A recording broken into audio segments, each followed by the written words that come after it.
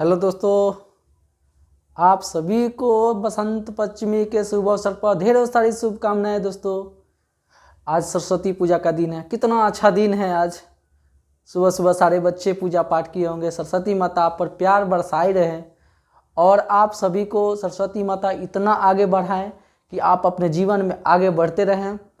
हम सरस्वती माता के विनती करते हैं कि सरस्वती माँ, मेरे जितने भी प्यारे बच्चे हैं सबको इतना सारा ज्ञान दीजिए कि हमारा बच्चा जो है आगे बढ़ते चले जाए।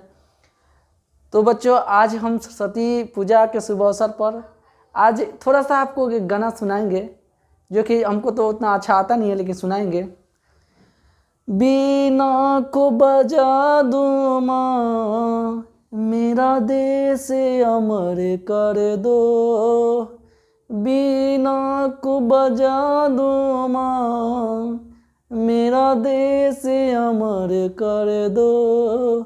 बीना को बजा दो माँ, मेरा देश अमर कर दो। मेरा देश अमर कर दो। तो आज आप सभी को बसंत पंचमी के शुभ अवसर पर आप सबों के बीच में एक ज्योग्राफी का प्यारा सा चैप्टर हम लेकर आए हैं, और इसमें हम जो बात करेंगे वो ब्रह्मांड के जो निर्माण कैसे हुआ, ये जो सारा सृष्टि है इसका निर्माण कैसे हुआ, ब्रह्मांड की उत्पत्ति कैसे हुई, पृथ्वी कैसे बना, सूर्य कैसे बना, और सारे ब्रह्मांड में इतने सारे आपको क्लस्टर दिखाई देते हैं, तारे दिखाई देते हैं, उल्का पिंड दिखाई देते हैं। इतना बड़ी आकाश गंगा है। ये सारे तारे जो आसमान में आप देखते हैं, ये क्या है, ये आया कैसे, ये कितने वर्ष पुराने हैं, इनमें किन किन वैज्ञानिकों का सबसे बड़ा हाथ रहा, ये सारे चीज़ें आज हम लोग देखेंगे। लेकिन पहले हम इस बात को जान लें कि ब्रह्मांड का निर्माण कैसे हुआ। बाद में जानेंगे तारा कैसे बना, सूर्य कैसे बना, पृथ्वी कैसे बनी, इसमें जीवन की उत्पत्ति कैसे हुआ। ये सारे चीज़ की जानकारियाँ हम लेते चलेंगे। अगले वीडियो में भी आपको बहुत सारे चीज़ मिलेगा, लेकिन इसमें हम खास तौर पर जानेंगे कि ब्रह्मांड का निर्माण कैसे हुआ, इनमें कौन ऐसे वैज्ञानिक ने अपना विचारधारा प्रकट किए जिससे चलते हमारा ब्रह्मांड के निर्माण में सबसे बड़ा योगदान साबित हुआ। तो चलिए देखते हैं कि ब्रह्मांड के निर्माण में सबसे पहले कौन वैज्ञानिकों का कैसा विचार था, उसके बारे में देख लेते हैं। सबसे पहले जो एक वैज्ञानिक थे मिस्र के, यूनान के, जिसका नाम था क्लॉडियल टॉलमी, यानी क्लॉडियल टॉलमी, जो मिस्र देश के यूनान के रहने वाले थे। 140 ईस्वी पूर्व में इन्होंने बताया कि ब्रह्मांड के केंद्र में सूर्य है एवं अन्य ग्रह इसकी परिक्रमा करते हैं। कहने का मतलब है कि इन्होंने टॉलमी जी ने बताया कि इतना बड़ा ब्रह्मांड में है केवल सूर्य है, यानी कि ब्रह्मांड के केंद्र में, यानी कि बीच में सूर्य है, और इसका जो है पृथ्वी चक्कर लगाती रहती है। टॉलमी जी ने यही दिए, अन्य ग्रह इसकी परिक्रमा करते हैं। इनका अपना ये विचार था, तो ये अपने विचार इन्होंने दिए अपने हिसाब से। तो इन्होंने बहुत इसके चलते अध्ययन किए। बहुत दिनों के अध्ययन करने के बाद इनको दिमाग में इतना सा आया कि इतना सारी ब्रह्मांड है, उसी में एक सूर्य है और उसी सूर्य के परिक्रमा पृथ्वी करती है। इनका अपना ये विचार था। लेकिन उसके बाद एक ऐसा वैज्ञानिक जिसका आज भी हम लोग परिकल्पना करते हैं, पढ़ते हैं, लिखते हैं, जानते हैं, और उन्होंने ब्रह्मांड के खोज में प्राण सा डाल दिया, जान डाल दे दिया। यानी कि जान डालने का मतलब है कि इन्होंने एक ऐसा चीज़ का खोज किया जिसके चलते लोगों को समझ में आने लगा कि सच में ऐसा होता है, ऐसा हुआ है। क्योंकि ब्रह्मांड इतना बड़ा है कि इसकी कल्पना कौन कर सकता है। लेकिन वैज्ञानिकों ने इस पर गहन अध्ययन किए, कई विचारधारे लाए, लेकिन जो विचारधारा सही था उसी का अध्ययन हम लोग करते आ रहे हैं। इसमें कोपरनिकस एक पोलैंड के वैज्ञानिक थे, कोपरनिकस, इनका नाम आप लोग सुने होंगे। इन्होंने 1543 ईस्वी में बताया कि ब्रह्मांड के केंद्र में पृथ्वी नहीं है। इन्होंने बताया कि ब्रह्मांड के केंद्र में पृथ्वी नहीं है, सूर्य है। इन्होंने भी बताया था। इस सिद्धांत के अनुसार पृथ्वी अपने अक्ष पर घूमती है और सूर्य की परिक्रमा करती है। आप अभी भी यही ना पढ़ते हैं कि पृथ्वी जो है, पृथ्वी अक्ष क्या होता है। मान लीजिए पृथ्वी हो गया, इसको बोलते हैं नॉर्थ पोल, इसको बोलते हैं साउथ पोल। एक्सिस का मतलब ये होता है, यानी अक्ष के मतलब होता है कि यानी कि ध्रुव, यानी कि इसको ध्रुव बोलते हैं, यानी कि पृथ्वी अपने ही अक्ष पर घूमती है। तो पृथ्वी अपने अक्ष पर घूमती है उसे क्या कहते हैं, और पृथ्वी सूर्य की परिक्रमा करती है उसे हम क्या कहते हैं। इंग्लिश में जब पृथ्वी अपने अक्ष पर घूमती है उसे हम रोटेशन मोशन कहते हैं, और पृथ्वी जब सूर्य की परिक्रमा करती है उसे रिवोल्यूशन मोशन कहते हैं। यानी कि ये इंग्लिश में इसको कहते हैं। तो आपको अगर हिंदी में देखा जाए तो परिक्रमण गति और घूर्णन गति कहा जाता है। तो ये नॉर्थ पोल और साउथ पोल अपने ही एक्सिस पर, आप लट्टू को देखे हैं ना, लट्टू कैसे घूमती है। लट्टू क्या होता है, कभी कभी अपने ही जगह पर घूमने लगता है और लट्टू घूमते घूमते चक्कर भी लगाते रहता है। पृथ्वी वैसे ही सेम है। पृथ्वी जब अपने ही एक्सिस पर घूमती है तो वो पृथ्वी जो है अपने एक्सिस पर जब घूमती है तो 24 घंटे का समय लेती है, और पृथ्वी जब सूर्य का परिक्रमा करती है तो वो 365 दिन का समय लेती है। कौन बताए थे, कोपरनिकस वैज्ञानिक बताए थे कि ब्रह्मांड के केंद्र में पृथ्वी नहीं है, सूर्य है। इस सिद्धांत के अनुसार पृथ्वी अपने अक्ष पर घूमती है, यानी यही बताए थे कि पृथ्वी ही अपने अक्ष पर घूमती है और यह सूर्य का परिक्रमा करती है। क्या सही बात है ना। आप भी इस चीज़ को पढ़ते आ रहे हैं, हम लोग इनकी सिद्धांत को पढ़ते हैं और ये एकदम सही बात है कि पृथ्वी अपने ही एक्सिस पर घूमती है।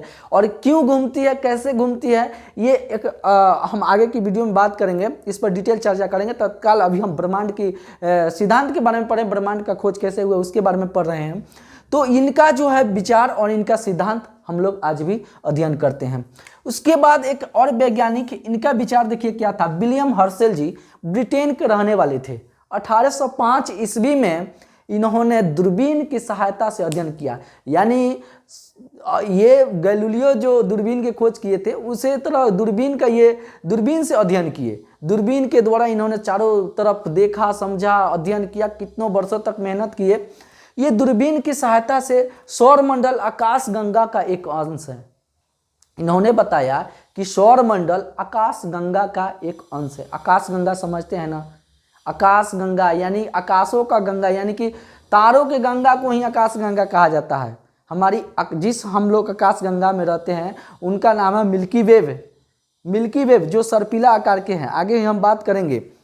तो ये जो है दूरबीन की सहायता से ये इन्होंने बहुत सारे अध्ययन करने के बाद इन्होंने बताया कि सौरमंडल आकाश गंगा का एक क्या है, अंश है। यानी कि सौरमंडल किसे कहते हैं, आप जानते हैं कि सौरमंडल जो होता है, सौर परिवार जिसे कहते हैं, ये मानते हैं सन है, ये सन, और इनकी चारों तरफ जो भी हम लोग देखते हैं यही तो सौरमंडल है। यानी कि सौरमंडल जो है पृथ्वी के चारों ओर चक्कर लगाने वाले जितने भी ग्रह है इन्हीं को तो सौरमंडल कहा जाता है। समझ गए, यानी कि सौर परिवार के नाम से भी जाना जाता है। अब ये चीज़ों को हम समझेंगे आगे कि सौरमंडल में जब एक सूर्य तारा हो सकता है तो इसके चारों तरफ चक्कर लगाने वाले ग्रह क्यों हो गए। यानी अगर कहने का मतलब ये हुआ कि अगर सूर्य एक तारा है तो ये एक ग्रह क्यों हो गए चक्कर लगा रहे हैं। कोई कहता है ना कि एक सूर्य एक तारा है तो इसका सब परिवार है और इसका ये बेटा सब है, इसी से बना हुआ है। तो कहने के लिए कोई भी कह देता है अगर सूर्य से अगर सारा ग्रह का निर्माण हुआ रहता तो सब एक प्रकार का तारा ही होता, लेकिन ये ग्रह में कैसे कन्वर्ट हो गए। तो उसी के बारे में हम जानेंगे कि कोई कैसे तारा बन गया, कैसे कोई ग्रह बन गया, किसे ब्रह्मांड का निर्माण कैसे हुआ।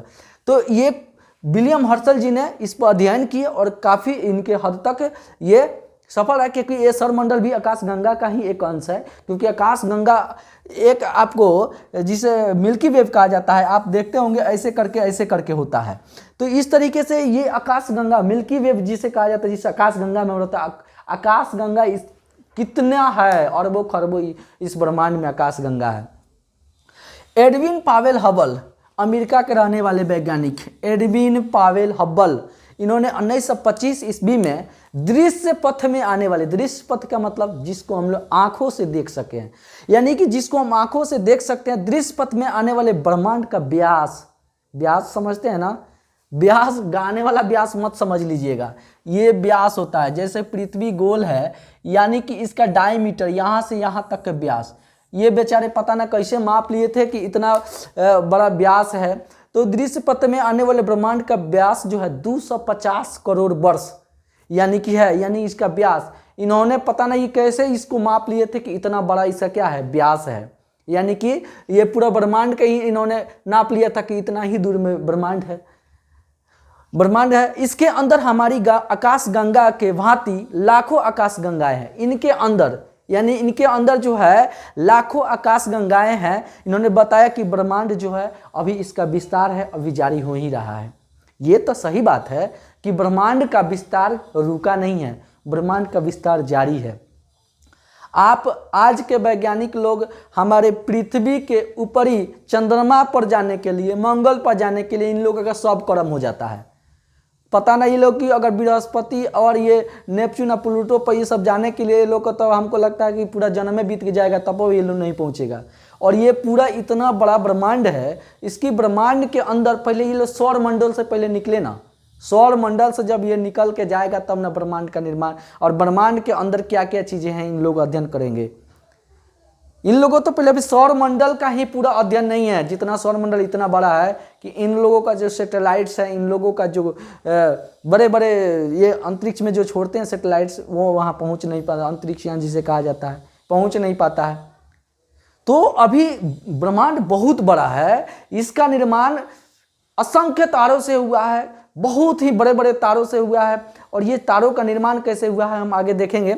लेकिन इनका कहना एक सख्त एकदम सही था कि जो हमारी आकाश गंगा है वो लाखों आकाश गंगाएं, करोड़ों आकाश गंगाएं से मिलकर बनी है। आकाश गंगा समझ रहे हैं ना, कि एकदम जो तारों का गुच्छा जिसे कहा जाता है, तारों का समूह, उसे हम आकाश गंगा। तो आकाशों गंगा अरबों खरब है। अब समझ लिया, आकाश गंगा अरब खरब है तो ब्रह्मांड कितना बड़ा होगा। और ये ब्रह्मांड दिन पर दिन क्या है, विस्तार हो रहा है, ये घट नहीं रहा है, बढ़ते जा रहा है। समझ गए। उसके बाद ब्राह्मीर भारत के रहने वाले एक वैज्ञानिक थे, इन्होंने 6वीं शताब्दी में बता दिया था। यानी कि कहने का मतलब हमारे कोपरनिकस के 1000 वर्ष पहले इन्होंने बता दिया था कि चंद्रमा जो है पृथ्वी का परिक्रमा करता है। चंद्रमा जो है पृथ्वी का परिक्रमा करता है और पृथ्वी जो है सूर्य की परिक्रमा करती है, जो कि आज सही है कि नहीं।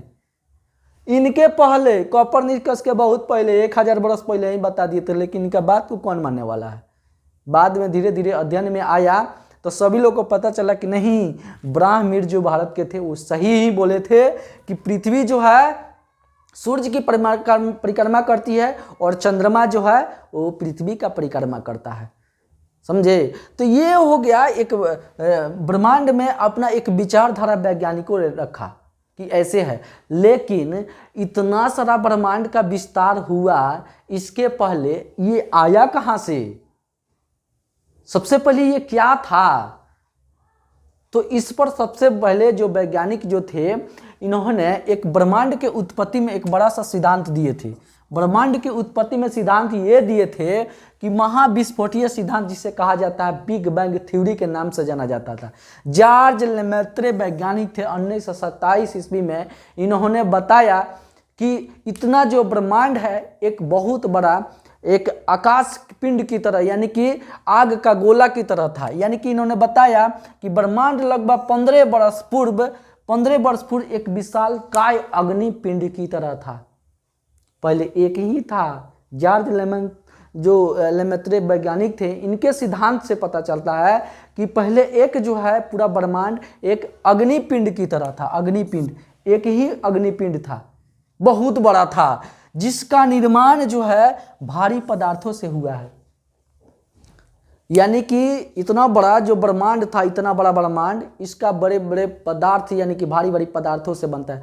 पदार्थ किसे कहते हैं आपको बताना पड़ेगा, आप बच्चा से ही पढ़ चुके हैं। जिसमें भार होता हो, जो जगह छेकता हो, जो एक जगह से दूसरी जगह ले जाया जा सकते हैं, सारे पदार्थ कहलाते हैं।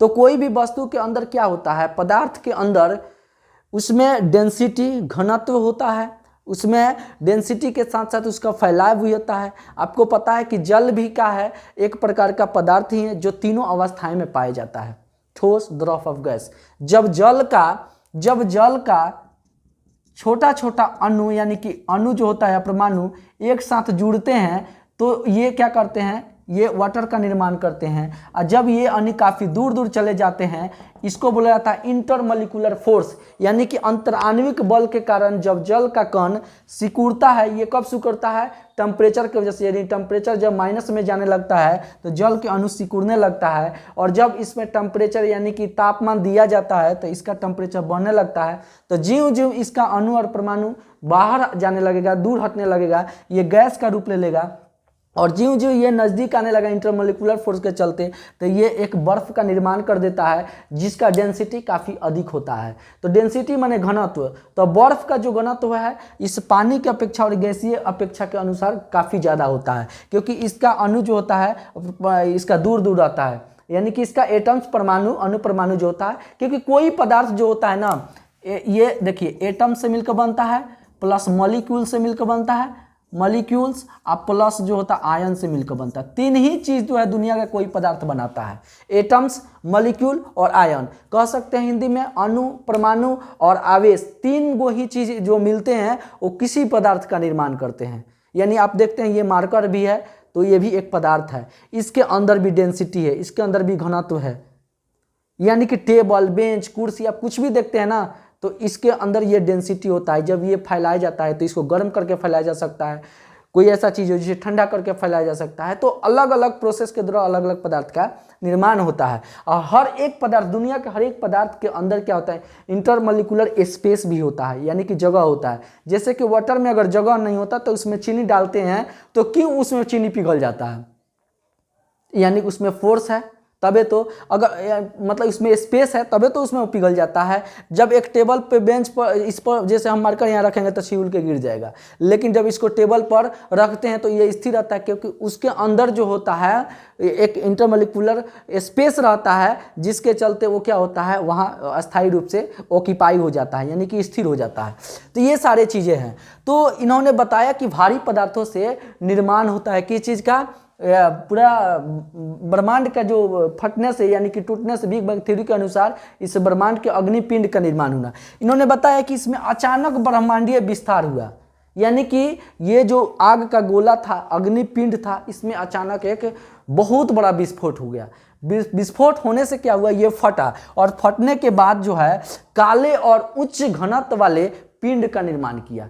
पिंड समझते हैं ना, जो आकाशीय पिंड होते हैं। आकाश पिंड मतलब समझ लीजिए एक बहुत बड़ा गोला कह सकते हैं। वो जब धरती पर गिरता है तब उसे उल्का पिंड कहा जाता है, लेकिन जब ऊपर आता है तो उसे हम पिंड ही कहते हैं। तो ये पिंड था। तो ये काले और घनत्व, उच्च घनत्व वाले पदार्थों का निर्माण हुआ, और जिसके चलते इस पर बहुत सारे पदार्थ का भी साथ साथ जो घनत्व होता है, जो आपको पिंड का निर्माण हुआ, तो पिंड निर्माण होने के बाद चारों तरफ फैल गया, और चारों तरफ फैला तो इस ब्रह्मांड के अंदर बहुत सारे गैसेज है, बहुत सारे धूल कण है। इन सारे के चलते इस पर क्या हुआ? धीरे धीरे धीरे धीरे धीरे परत जमने लगा।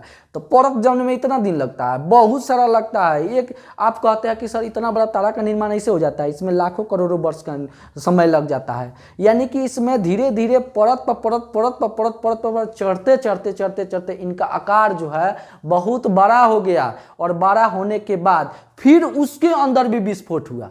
अब समझ लीजिए कि यही एक पिंड है, ठीक है, ये हटा देते हैं, ठीक है, ये पिंड है, इसके अंदर धूलकण मानते हैं जमने लगेगा। इसके धूलकण जमते जमते जमते जमते जमते जमते जमते इतना सारा जम जाएगा कि ये एक प्रकार का बड़ा सा गोला बन जाएगा।